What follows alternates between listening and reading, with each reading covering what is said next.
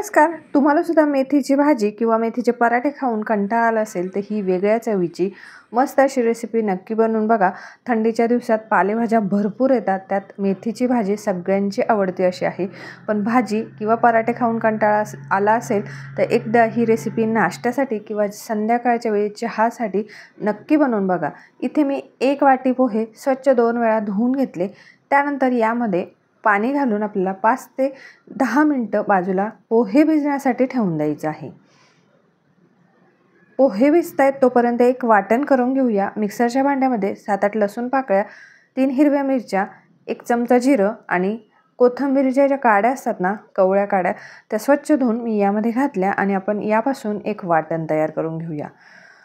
आता इथे आपले पोहे छान भिजले गेलेले आहेत. आता ते पोहे आपण एका बाउलमध्ये ट्रान्सफर करून घेऊया.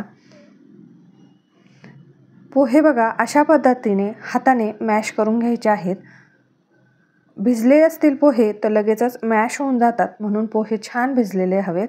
त्यानंतर एक मीडियम साईजचा कांदा उभा कट करून त्याच्या पाकळ्या मोकळ्या करून घेतलेला आहे. आणि इथे जवळपास 2 वाटी मेथी स्वच्छ धुवून आणि बारीक कापून घेतलेली आहे.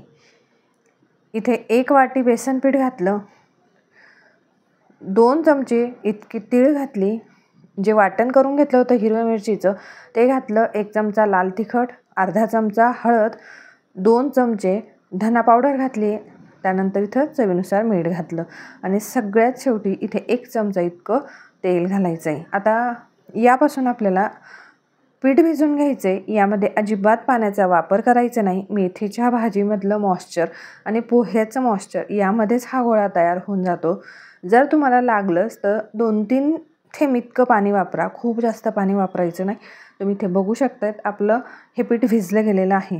त्यानंतर आता काय करायचं, हाताला तेल लावून घ्यायचं आणि त्यानंतर या गोळ्यामधनं एक छोटासा गोळा घ्यायचा आणि तो अशा पद्धतीने हातावरती गोल गोल फिरवून आणि थोडासा प्रेस करून घ्यायचा आहे.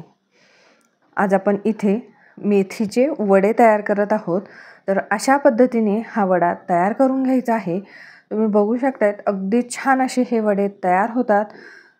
आता आपला इथे एक वडा तयार झालेला आहे. अजून एक वडा तयार करून दाखवते. छोटासा गोळा घ्यायचा, हातावरती फिरवून आणि प्रेस करायचा.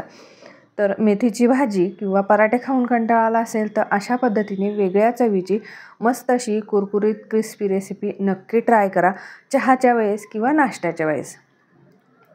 तर इथे माझे वडे तयार करून झालेले आहेत. गॅसवरती तेलसुद्धा गरम केलं आहे. त्यामध्ये अशा पद्धतीने वडे सोडून द्यायचे. अगदी मीडियम फ्लेमवरती हे वडे अगदी छान असे तळू द्यायचे आहेत. खूप घाई करायची नाही.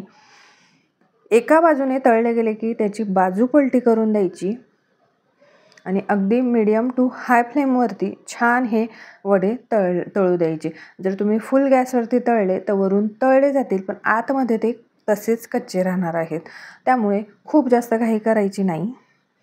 अशा पद्धतीने 1-2 वेळा त्याची बाजू पलटी करून हलका ब्राऊन रंग येतो तोपर्यंत हे वडे छान तळून घ्यायचे. आता इथे तुम्ही बघू शकतायत आपले वडे छान असे तळले गेलेले आहेत. इथे मी या गाळणीवरती काढून घेत आहे, म्हणजे जे एक्स्ट्राचं ऑइल असेल ना ते निघून जाईल. सेम याच पद्धतीने मी दुसरी बॅचसुद्धा तळून घेतली. अगदी छान असे कुरकुरीत हे वडे तयार झालेले आहेत. संध्याकाळच्या वेळी नाश्त्याच्या वेळेस किंवा सकाळच्या नाश्त्याला हा मस्त असा कुरकुरीत पदार्थ तुम्ही नक्की बनवून बघा. अगदी कुरकुरीत होतो आणि चवीला तर अप्रतिम होतो.